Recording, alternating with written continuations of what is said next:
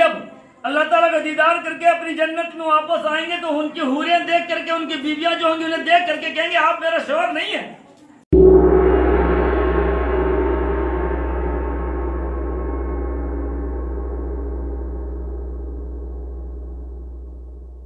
اللہ تعالیٰ اپنا دیدار عطا کریں گے.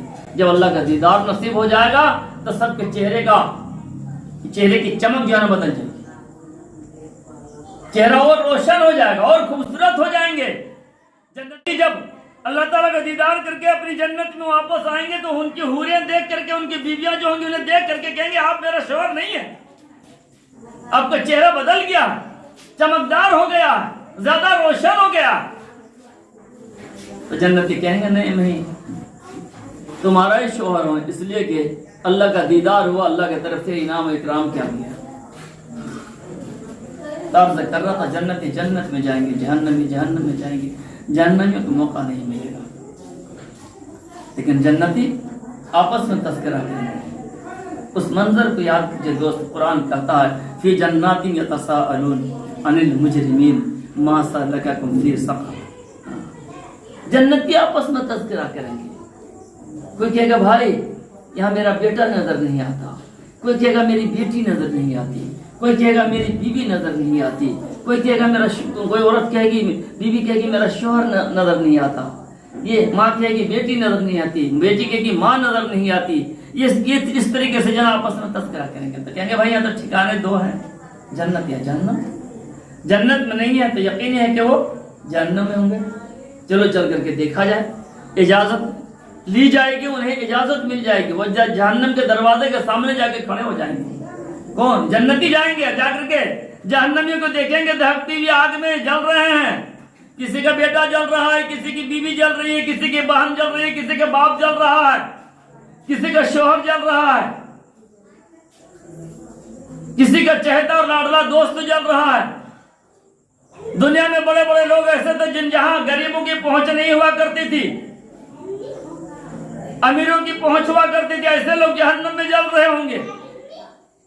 یہ کہیں گے بھائی, جنتی پوچھیں گے جہنمیوں سے پوچھیں گے بھائی دنیا میں تیری بڑی شہرت تھی, بڑی چاہت تھی, بڑی دنیا میں تیری عزت ہوتی تھی, جہاں ہمارا کام نہیں ہوا کرتا تھا وہاں تیرا کام چٹکی بجاتے ہو جایا کرتا تھا, ہمارا مہینوں میں کام نہیں ہوتا تھا, سال میں کام نہیں ہوا کرتا تھا, اور تیرا جو ہے نا پل بھر میں کام ہو جایا کرتا تھا. اتنی تیری چاہت تھی دنیا کے اندر, اتنی تیری شہرت تھی دنیا کے اندر, آخر یہ جہنم میں کیسے چلا آیا؟ وہ کون سی چیز ہے جس نے تجھے جہنم میں لا کر کے ڈال دیا؟ میرے بھائی غور کیجئے, قرآن کہتا ہے ہماری بات نہیں ہے, آپ کی بات نہیں ہے, کسی نبی کی بات نہیں ہے, کسی ولی کی بات نہیں ہے, بلکہ رب تبارک و تعالیٰ فرماتا ہے کہ سارے جہنمی ایک زبان ہو کر کے کہیں گے. جنتی پوچھیں گے بتاؤ وہ کون سی چیز ہے جس نے تجھے جہنم میں لا کر کے ڈال دیا؟ وہ کون سی چیز ہے جس کی وجہ سے تم جہنم میں چلے آئے؟ جہنمی ایک زبان ہو کر کے کہیں گے قالوا لم نکن من المصلین, ہم نماز نہیں پڑھا کرتے تھے, اسی نماز نے ہمیں لا کر کے جہنم میں ڈال دیا. کتنا نماز پڑھتے ہوں؟ یہی نماز ہے, اس کی پابندی کریں گے تو انعام اکرام کے طور پر اللہ نے ہمارے لیے جنت کو بنا کر کے رکھا ہے. وہ جنت کہ جس کی نعمتوں کے بارے میں نہ کبھی ہماری آنکھوں نے دیکھا, نہ کبھی دل و دماغ میں خیال آیا, نہ سوچا. ایسی پردہ غیب میں اللہ تعالیٰ نے ہمارے لیے چیزیں بنا کر کے رکھی ہیں. ایک آم کے چھلکا کو جب اتارا جائے گا تو لکھا ہے کہ ایک آم کا چھلکا اسے اتارا جائے گا تو اتنا بڑا آم ہوگا کہ جب چھلکا اتارا جائے گا تو اس سے اوڑھنے کا شال تیار ہو جائے گا, اوڑھنے کا شال تیار ہو جائے گا. اس کے اندر جو گودے ہوں گے وہ جتنی مرتبہ کھائے گا الگ الگ قسم کا مزہ آئے گا. کیا مطلب ہے؟ پہلی مرتبہ کھائے گا اس کے گودا کو تو بڑا اچھا معلوم ہوگا, دوسری مرتبہ کھائے گا تو اس سے بھی اچھا معلوم ہوگا, تیسری مرتبہ کھائے گا تو اس سے بھی اچھا معلوم ہوگا. جب سارا گودا کھا کر کے ختم کر دے گا تو کیا بچے گا وہاں لاسٹ میں؟ گٹھلی بچتی ہے, گٹھلی. آپ نے دیکھا ہے چھوٹے چھوٹے بچوں کو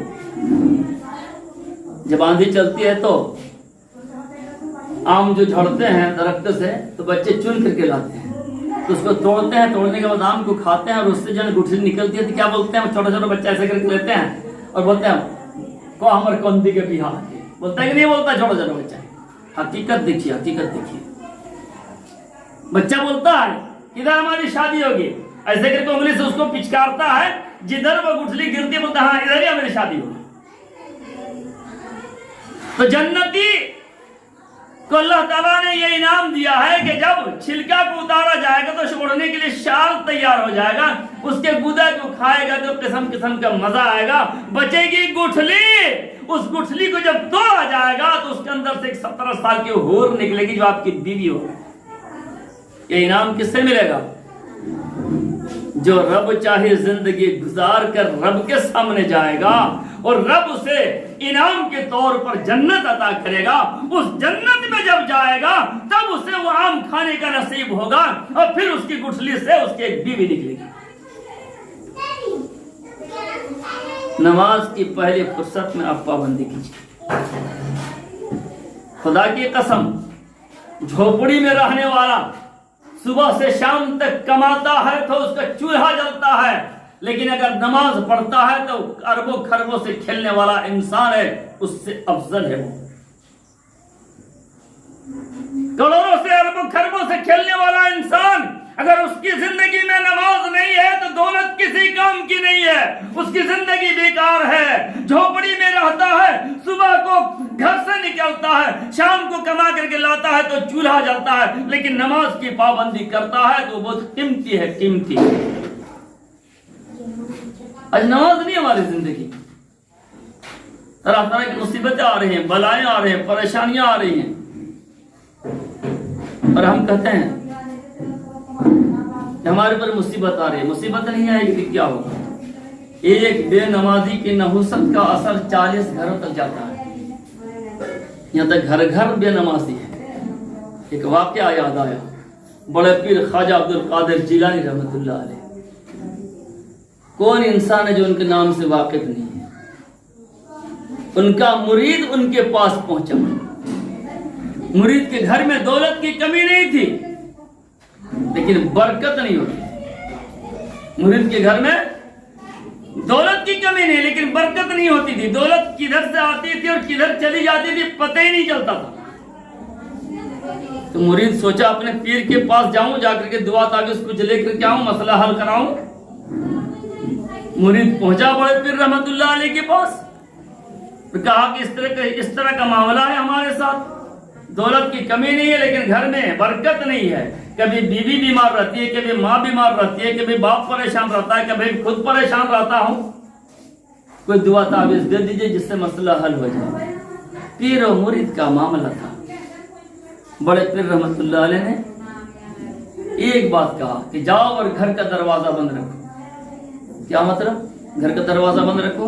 घर का जो मेन गेट होता है, जैसे कुली में हमारे लियास भाई का मकान है ना, जो बाहर में गेट है, सदर दरवाजा जिसको बोला जाता है, बस उस गेट को बंद रखो, दरवाजा बंद रखो। अगर गेट नहीं है तो कम से कम एक पर्दा लटका दीजिए, पर्दा। अभी जो हमारे खलील भाई लड़का ने मकान बनाया, जो आप पुलिस से दाखिल हो रहे हैं, जो दरवाजा मेन दरवाजा है, इस दरवाजे में कहा कि पर्दा करो, उसका आड़ करो। मकसद ये था, कहा जाओ घर का दरवाजा बंद रखो। मुरीद सोच रहा मैं आया था दुआ के लिए, तावीज़ के लिए, लेकिन पीर साहब फरमा रहे हैं कि घर का दरवाजा बंद रखो। कुछ कहा नहीं जा सकता है, पीर और मुरीद का मामला है। एक स्टूडेंट और शागिर्द का कहता है कि उस्ताद और शागिर्द दोनों में अगर उस्ताद कोई हुक्म कर दे, शागिर्द तो टाल मटोल नहीं कर सकता है। तो अब पीर और मुरीद का मामला था, कुछ बोला नहीं, चुपचाप मुरीद वहां से उठा, घर गया, जो कहा गया तो उस पर अमल किया, घर का दरवाजा बंद रखना शुरू किया। हफ्ता 2 हफ्ता गुजरते गुजरते उस मुरीद ने एहसास किया, उसे एहसास हो गया कि हमारे पीर ने दरवाजा बंद रखने के लिए कहा था। हमने जिस दिन से दरवाजा बंद रखना शुरू किया है, एक एक करके आहिस्ते आहिस्ते में हमारी तमाम परेशानियां खत्म होती जा रही है। चंद दिनों में तमाम परेशानियां खत्म हो गई, बीमारियां खत्म हो गई, और घर के अंदर सिर्फ बरकत ही बरकत होने लगी। तमाम परेशानी खत्म हो गई। गौर कीजिएगा बात पर। बड़े पीर रहमतुल्लाह अलैह के पास कुछ दिनों के बाद वो मुरीद पहुंचता है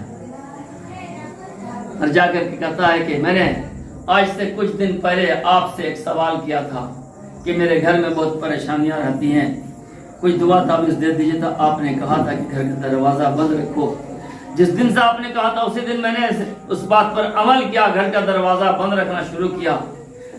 چند دنوں کے اندر آہستہ آہستہ تمام پریشانیاں ختم ہو گئی۔ میں یہ جاننا چاہتا ہوں کہ آخر وہ کون سی وجہ تھی کہ جس کی بنا پر ہمارے گھر میں مصیبتیں آیا کرتی تھی، ہمارے گھر میں برکت نہیں ہوا کرتی تھی، وہ کون سی وجہ تھی؟ بڑے پیر رحمت اللہ علیہ نے کیا جواب دیا، سنو۔ بڑے پیر رحمت اللہ علیہ نے کہا کہ اے میرا مرید کان کھول کر کے سن لے، تیرے گھر کا دروازہ کھلا رہتا تھا، بے نمازی سامنے سے گزرتا تھا، اس کا سایہ تیرے گھر پہ پڑتا تھا، جس کی نحوست کی بنا پر تیرے گھر میں برکت نہیں ہوتی تھی۔ سید الاولیاء، تمام اولیاء کے سردار ہیں، خواجہ عبد القادر جیلانی رحمۃ اللہ، وہ کہہ رہے ہیں بے نمازی تیرے گھر کے سامنے سے گزرتا تھا، اس کا سایہ تیرے گھر پہ پڑتا تھا، اس کی نحوست کی وجہ سے برکت نہیں ہوتی تھی۔ یہاں تو گھر گھر بے نمازی ہے، پھر کہاں ہمارے گھر میں خوشیاں آئیں گی، کہاں ہمارے گھروں میں برکت ہوں گی؟ اس لیے دوستو پہلی فرصت میں نماز پڑھنے کی کوشش کرو۔ اللہ تبارک و تعالیٰ کا کرم اور احسان ہے کہ اللہ نے ہمیں ایمان جیسی دولت سے نوازا ہے۔ اس ایمان کی قدر کرنے والے بنے۔ حضرت موسیٰ علیہ نبی علیہ السلام کے دور میں ایک بڑھیا حضرت موسیٰ پر ایمان رکھتی تھی، آٹا گوندھ رہی تھی، آٹا گوندتے گوندتے نماز کے وقت ہو گیا، آٹا کو گوندھ کر کے چھوڑ دیا، کہا پہلے نماز پڑھ لیتی ہے پھر اس کے بعد جو ہے روٹی پکاؤں گی۔ آٹا کو چھوڑ دیا، گوندھا ہوا آٹا کو، چلی گئی نماز پڑھنے کے لیے۔ نماز سے جب فارغ ہو کر کے آتی تھی، کیا دیکھتی ہے کہ کتا نے منہ میں آٹا منہ ڈال دیا، آٹے میں منہ ڈال دیا۔ اب بڑھیا سوچنے لگی کھاؤں یا نہ کھاؤں، آٹا کو اٹھاتی ہے، حضرت موسیٰ کے پاس پہنچتی ہے، کہتی ہے کہ اللہ کے نبی اس طرح کا معاملہ آیا کہ میں نماز سے فارغ ہوئی تو دیکھا کہ کتا نے منہ ڈال دیا آٹے میں، کھاؤں یا نہ کھاؤں؟ حضرت موسیٰ علیہ السلام نے دیکھا، دیکھنے کے بعد کہا جتنا دور تک منہ ڈالا ہے کتے نے اتنا دور تک آٹا نکال کر کے کاٹ کے پھینک اور باقی آٹا کو پکا آٹا کی روٹی بنا کے کھا لی۔ اس نے ایسا ہی کیا، عمل کیا، ایک نبی کا حکم ہے، عمل کیا اس پر۔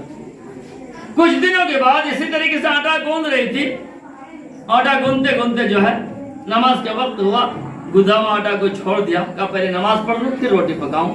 چلی گئی نماز پڑھنے کے لیے، نماز سے فارغ ہو کر کے آتی ہے تو کیا دیکھتی ہے کہ ایک بے نمازی نے آٹا کا ہاتھ لگا دیا۔ آٹا کو اٹھاتی ہے وہ بڑھیا اور حضرت موسیٰ کے پاس پہنچتی ہے اور کہتی ہے کہ آج ایک بے نمازی نے میرے آٹا کو ہاتھ لگا دیا، کھاؤں یا نہ کھاؤں؟ حضرت موسیٰ نے کہا کہ اس آٹا کو پھینک دو، مت کھاؤ، اس آٹا کو پھینک دو۔ کتا نے منہ ڈال دیا تو کہا کہ جتنے دور تک منہ ڈالا ہے اتنے دور تک آٹا کو کاٹ کر پھینک دو اور باقی کا روٹی پکا کر کے کھا لو۔ ایک بے نمازی نے ہاتھ لگایا تو فرمایا کہ آٹا کو پھینک دو۔ کیا حیثیت ہے ہماری، کیا مقام ہے ہمارا، اس کو ہم نے سوچا نہیں ہے، غور و فکر نہیں کیا۔ ایک ایمان والے کی بدولت اللہ تبارک و تعالی دنیا کے نظام کو قائم رکھے ہوا ہے، نظام کو چلا رہا ہے۔ ایمان والا ختم ہو جائے گا تو دنیا کا نظام درہم برہم ہو جائے گا، ختم ہو جائے گا، قیامت آ جائے گی۔ ایک بھی اللہ کا بندہ اللہ اللہ کہنے والا باقی رہے گا تو اللہ تعالیٰ زمین کو باقی رکھیں گے، آسمان کو باقی رکھیں گے، چاند سورج کو باقی رکھیں گے، پوری دنیا کے نظام کو اللہ تعالیٰ باقی رکھیں گے۔ جس دن کوئی اللہ کا نام لینے والا نہیں ہوگا اس دن اللہ تبارک و تعالیٰ حضرت اسرافیل علیہ السلام کو حکم دیں گے، وہ سور پھونکیں گے اور قیامت آئے گی۔ ہم نے اپنی قیمت کو پہچانا ہی نہیں، سمجھا ہی نہیں ہے۔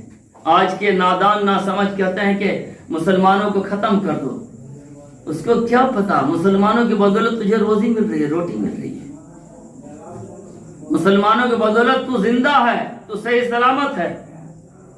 ہم گنہگار ہو سکتے ہیں، آپ گنہگار ہو سکتے ہیں، بہت سے ایسے اللہ والے ہیں جو رات رات بھر سجدے میں سر رکھ کر کے اللہ کے سامنے گڑ گڑاتے ہیں، مانگتے ہیں۔ امت کی فکر ہے ان کے سینے کے اندر، ان کے دل کے اندر امت کا درد ہے، رات رات بھر اللہ والے روتے ہیں اس امت کو فکر کر کے، اسے یاد کر کے کہ کیسے امت جو ہے پریشانیوں سے، مصیبتوں سے اس کو چھٹکارا مل جائے۔ ایک سے ایک اللہ والے ہیں، اس لیے دوستو کوشش ہی ہونی چاہیے پہلی فرصت میں نماز پڑھنے کی کوشش۔